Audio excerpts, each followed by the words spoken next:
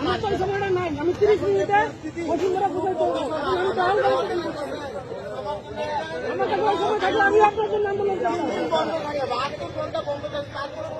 এগুলো দেখছি, এগুলো আমার ধিক্কার জানাই। একজন মুসলমান হয়ে মুসলমানেরা হাত দিব, এটা আমরা ধিক্কার জানাই। কেমন মুসলমানেরা? এদের কাছ থেকে আমরা কি শিখবো? আমরা শিখবো না। আমি ঘৃণিত আলেম জাতির মতো, আমি ঘৃণিত আলেম জাতির মতো, আমি আলেম জাতির মতো ঘৃণিত।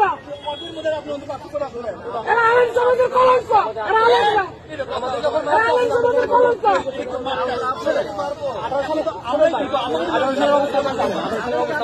আমি আলেম জাতির ঘৃণা, আমি আলেম জাতির ঘৃণা করি। যারা মানুষ বিশ্বাস করে, যারা মুসলমানেরা এদের শিক্ষার কিছু নাই, এরা অশিক্ষিত জাতি,